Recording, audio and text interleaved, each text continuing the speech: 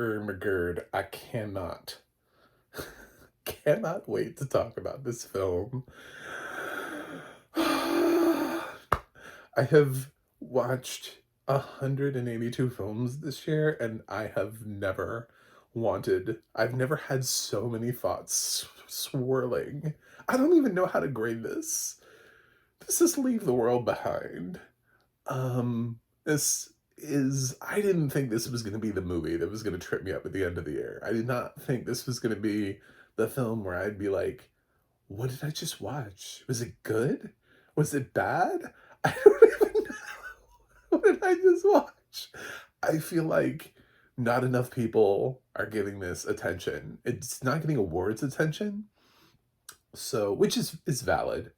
It's not really the kind of genre that we would give awards to. This feels like last year, Netflix was trying to run an ad campaign, awards campaign for White Noise, and then we all saw White Noise, and then they stopped campaigning White Noise.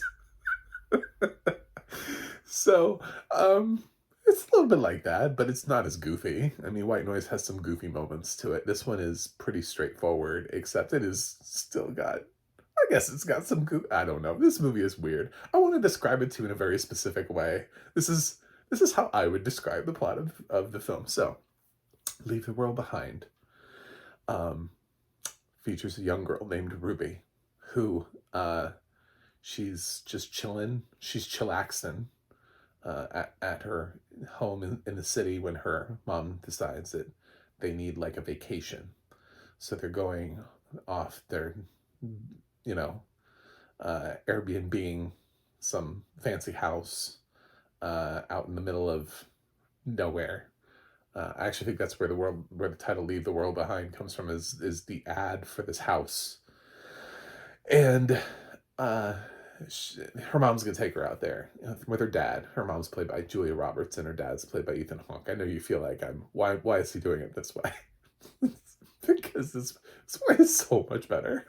Um, and Ruby's got a brother, an older brother who's a little bit of, a pretty moody teenager, and they're gonna go head out and they're gonna have rich white people fun up on the coast somewhere, and uh, so they get to the house and everything seems fine.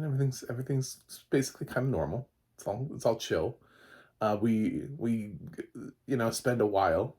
The film is 2 hours and 20 minutes long. Oh my god.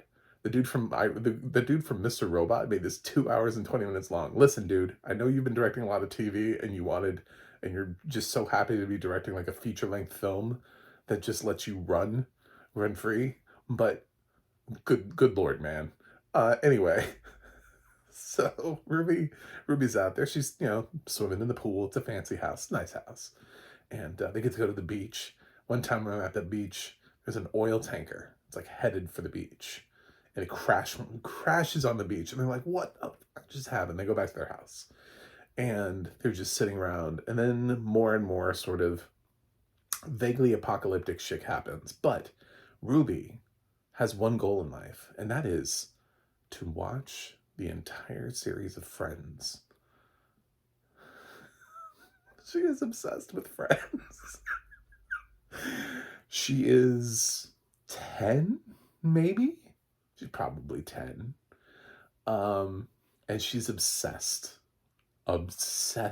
with Friends. Like, her whole character is shaped around Friends. And watching it, and she was always watching it on her tablet, she has lines like, Dad said, uh, Dad said we could have as much screen time as we wanted when we're on break. And so she's trying to watch Friends all the time, and she gets right up until the series finale when the internet goes out. And she didn't think ahead to download it to girl, you can download those things.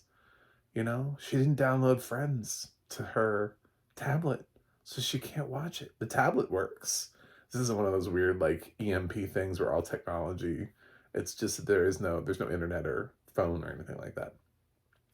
So she's stuck and she's trying to figure out how can I watch the series finale of Friends. And that's her, like, greatest character struggle. That's this girl's greatest character. Meanwhile, all of this other stuff is happening around her, and she is upset because she doesn't know if she'll ever find out how Friends ends. I shit you not. I love this movie so much right now. I love that this is what this girl is. This is her plot.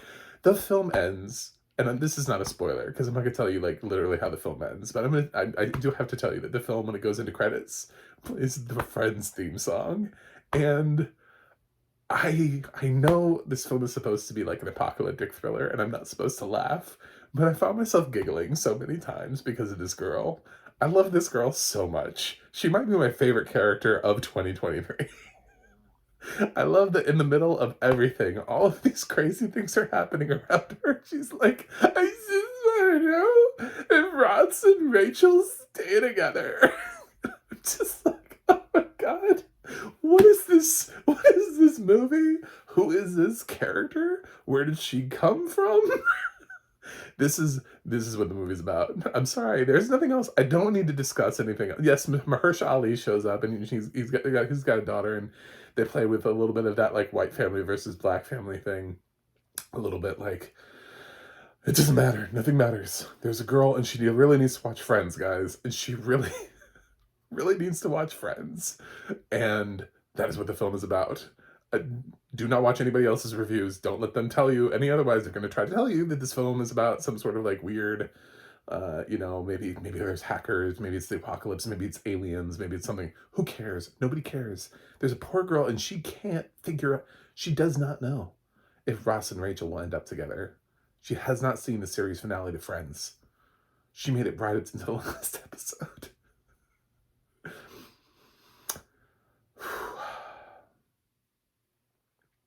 So part of me wants to grade the film an A, just based on that. I really did. I toyed about it. I toyed about this film with an A because that film is great. The film I just described to you, I loved. The film that I got was a little bit now I have to put the film critic hat on. I don't want to. I just want to. I want to say this is like my favorite film of the year, and she's my favorite character of the year, and just move on and just done. So sold. Sadly I can't. They do this dynamic. Mahershala Ali's character shows up in the middle of the night. Some stuff has already happened. The boat thing already happened. That happens pretty early on in the movie. Plus, the whole film is kind of about the apocalypse. So if I don't mention the fact that the film is about the apocalypse, I don't really know what. Like, some people, like, wait. I've been seeing people, like, leaving out in other reviews, like, the most obvious spoilers. I'm like, but that's what the film is about. The film is actually about that thing that you won't talk about. That is actually what the film is about. So you're actually lying to people and telling them something else. Like, I can't not tell you that this is an apocalyptic thriller. I can't be like, this is a film about white people on vacation. The end. Like, I don't want any spoilers, guys. I don't want to spoil this for you because technically, like, the first 20 minutes is just normal because you're getting to know the family. And then they go to the beach, and then the boat comes on shore, and you're like, fuck. So yeah, it's a very interesting, weird dynamic thing that they keep trying to pull up. And Mahershala Ali's great in this. He's very calm. He plays GH, who is the owner of the house. And when shit started happening, he decided, you know what? I got a house up here. I'm gonna try to go back around. And he tries to make good. And he gives them like $1,000 and to let them stay the night. And he's like, no, you guys can stay here. I realize you rented it, and you have no other place to go. So he's like, I just want to stay, we can stay in like the basement. You can stay in the part. And like, he really just, bends over backwards to just make sure that he gets inside. And Julia Roberts is just kind of always she just seems like perpetually resting bitch face like the whole film about the situation. She's like, there are people in this house. And it's suggested that she has a problem with them being black, but there's a conversation that she has later on in the film with the daughter Ruth, which I thought was really interesting that we have a character named Ruby and Ruth in the same film. Both of them are daughters. I did pick up on that. I do pick up on little things, by the way, little suggestive things. Um, and Ruth is older, is of the kids is the oldest one. She's I want to say she's like college age. So, and the teenage boy is creeping on her the whole time, taking pictures and uh, having uncomfortable moments for the audience. And yeah, so they have that kind of conversation where they finally talk about it, and Julia kind of clears it up, and she's like, "No, I just hate people. I hate everybody." She just is that way. Just it wouldn't have mattered. White, black, Asian, Latino, aliens. I would hate them all. Um, so yeah, she's just a cold, cold person. And Ethan Hawke, meanwhile, he's out there trying to do his own thing. They set up kind of a subplot with him that doesn't go anywhere. But he does get to encounter some weird shit. Everybody gets to encounter some weird shit at some point in this film. And that's the thing about this film, is that it shows you a lot of things that don't make any sense. And that it doesn't actually have a resolution. And that's my biggest complaint. I guess that point is a spoiler, but it's resolution. And I've read some other reviews and some other people who are like, they deep dive into the film and they explain, and like, this is what the film is about. I'm like, that's not what the film is about. That's just one person's theory. That's like saying like a film is about, if we relied on one person's thoughts, like a conspiracy theory, that would be what anything is about. And there's a speech that Mahershala Ali gives towards the end of the film where he kind of lays it out, but they're all his thoughts because he doesn't really know for sure what's happening. But there are some things that are happening that even with his explanation, when he's like, well, this is what I used to do for a living. And some of it is heavy handed because it's literally either in the actual dialogue of the film or in the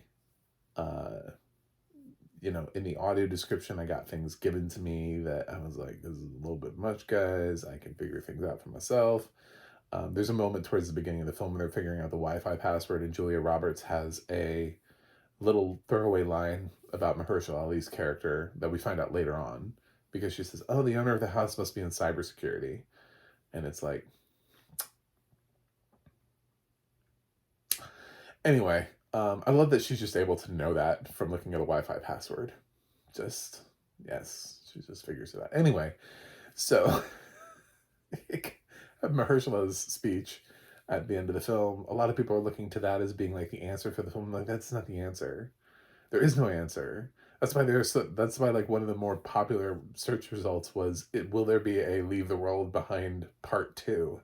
Because people are like, there's no end to this. There's no end to this film. There is no actual like explanation for anything that's going on in this film.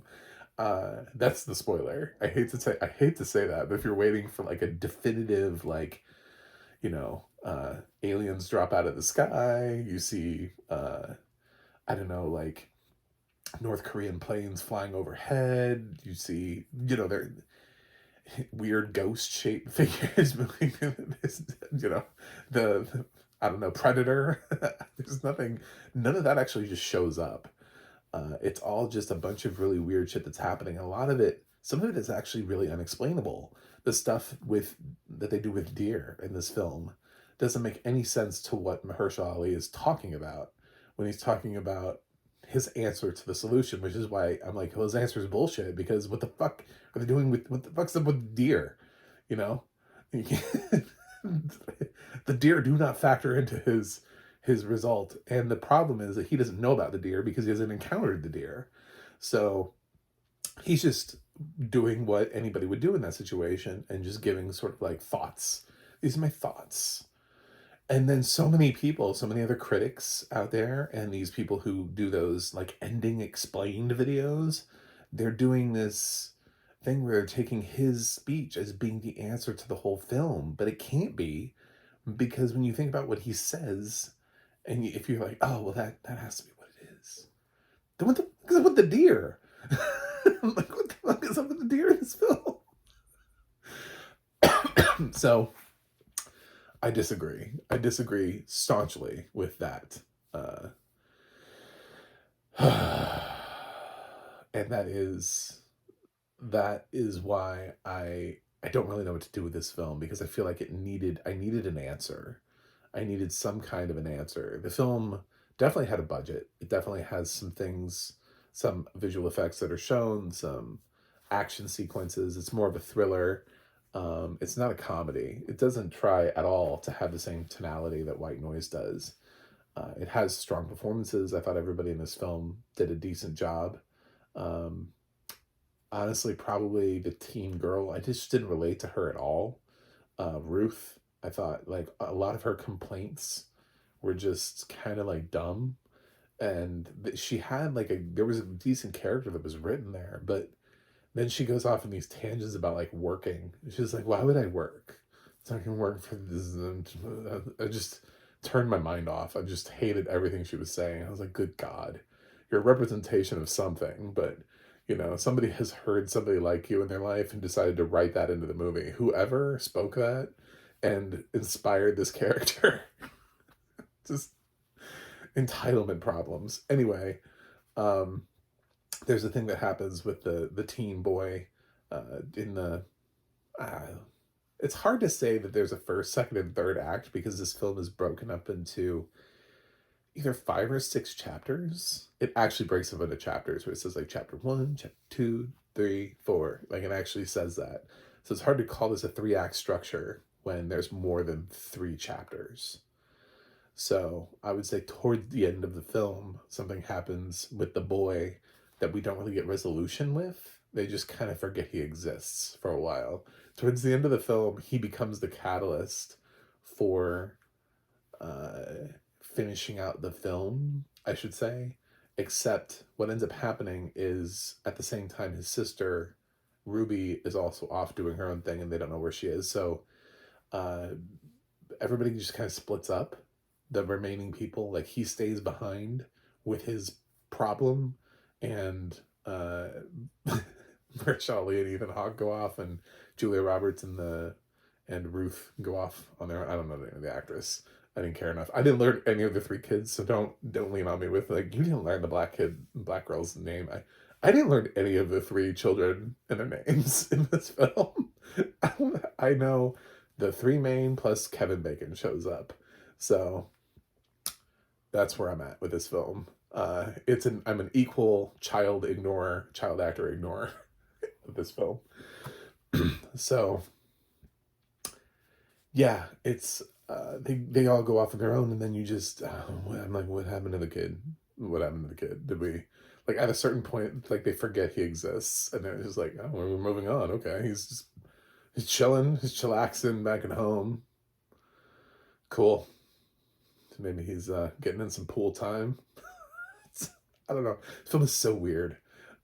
It's so weird. It's so interestingly weird, though. I loved it so much more than like Knock the Cabin. Even when this film wasn't making sense and was like not answering all my questions, it was like opening weird, like sort of new pathways for plot. I still loved. I was still like loving the film. It runs too long though. It is still too long. 2 hours and 20 minutes long. There are plenty of times where they're just sitting and they're talking.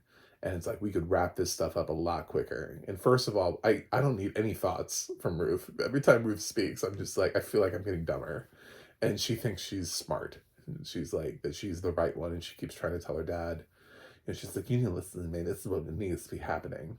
And every time after her speech about why she's not going to have a career, I was like, oh, I can't deal with this kid anymore. Trying to act like she's one of the adults, like that she's separate from the boy and the girl. But Ruby is my spirit animal. I love that Ruby spends the whole time with all this stuff going on around her, concerned with whether or not Ross and Rachel will end up together at the end of Friends, a show that ended just before she was born. My favorite thing, and I love that nobody tells her. You know what I'm saying? Like, they don't even want to ruin it for her. It's very easy. Like, somebody could just be like, everybody knows the answer to this. But no, they leave it a mystery. And the way that this film chooses to satisfy that answer for her is fucking brilliant. I loved it. I loved it so much. This film has me turned around so much where like I want to give it all the grades. Like A minus, B plus, B minus, C plus. Anything that I would consider leaning positive. It's all of them. It's all of them all at once.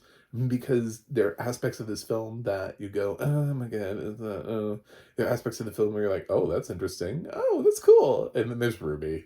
And Ruby. Ruby's film is my favorite film of 2023. Yeah. Just the the girl that just wants to survive the apocalypse so she can watch the series finale of Friends is my favorite thing that's happened this year.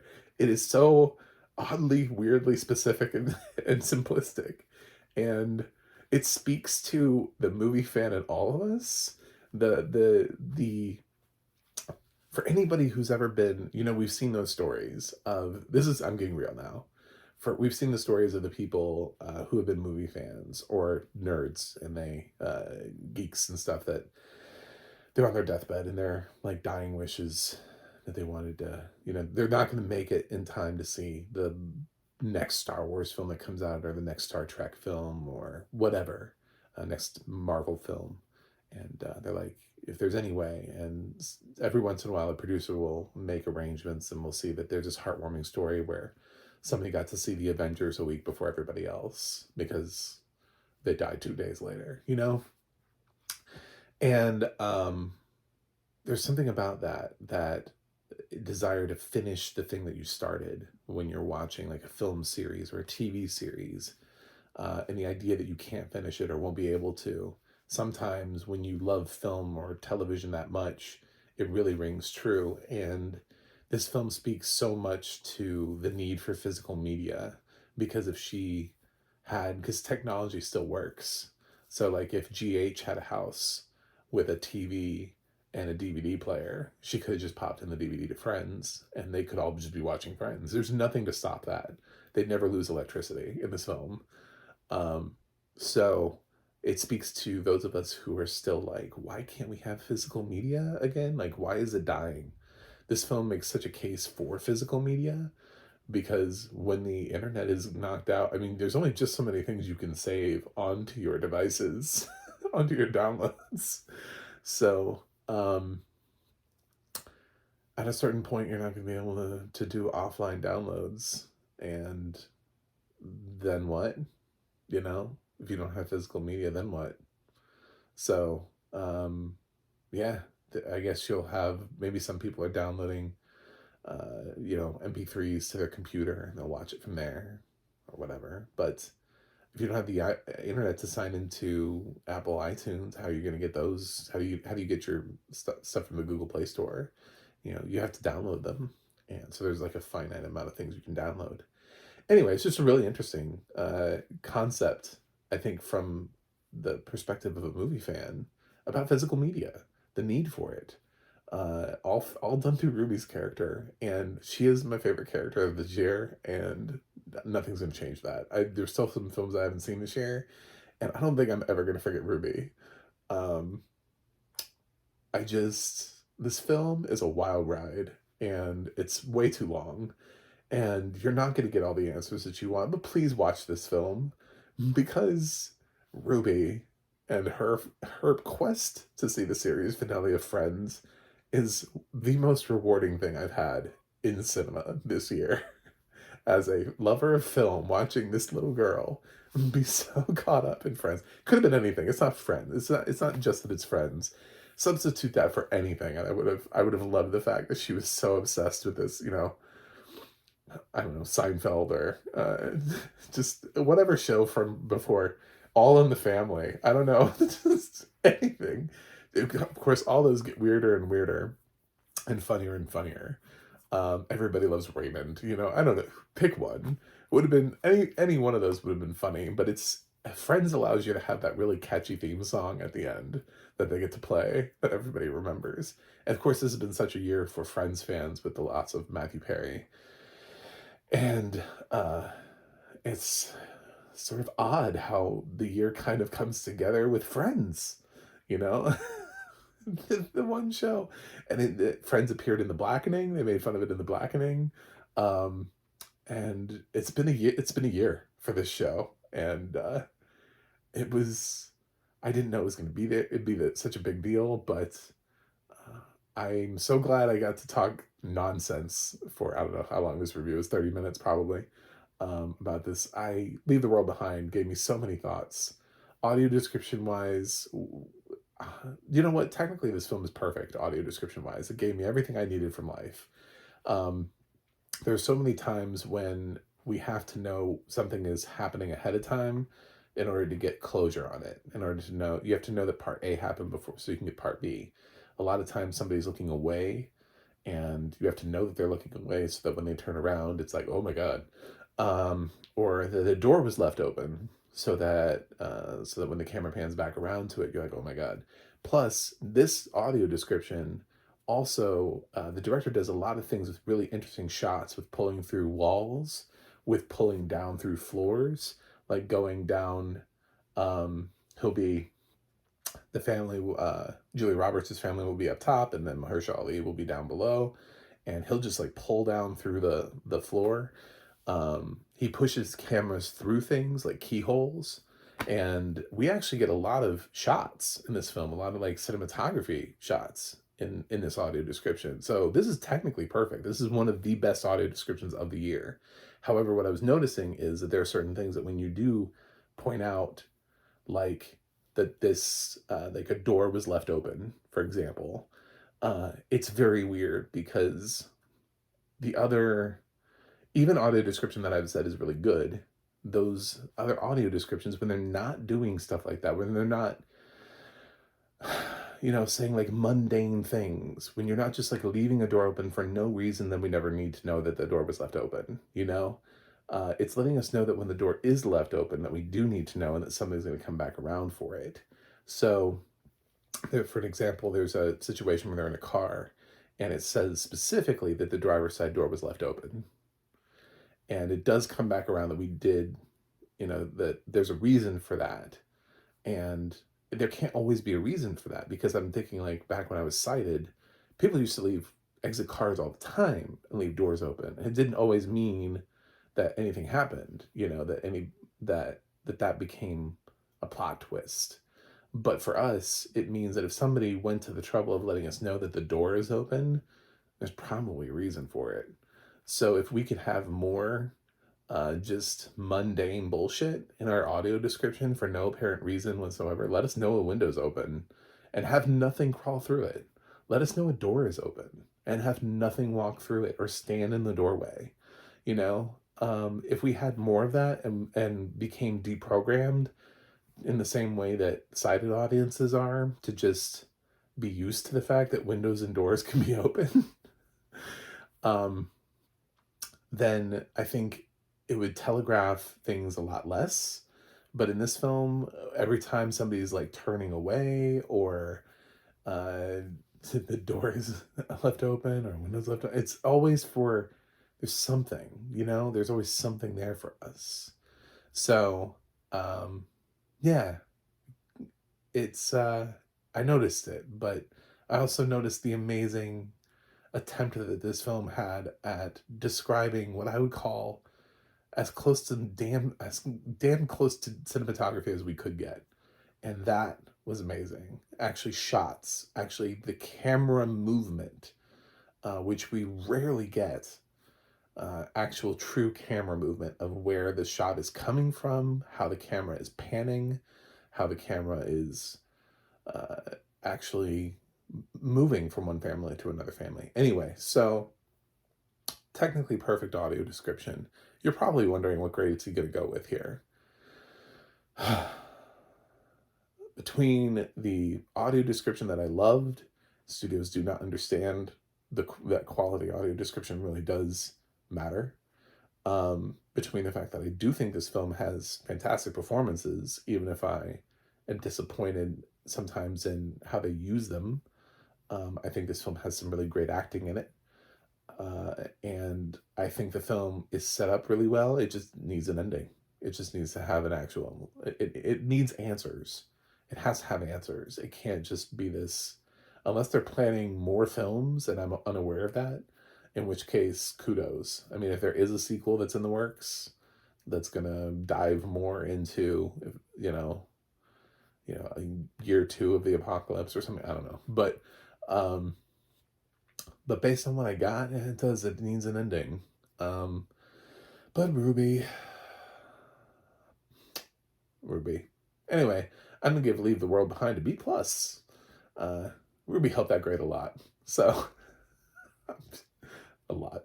Anyway, it's a very interesting film, and it's the kind of film that I feel like will spark a lot of actual conversation.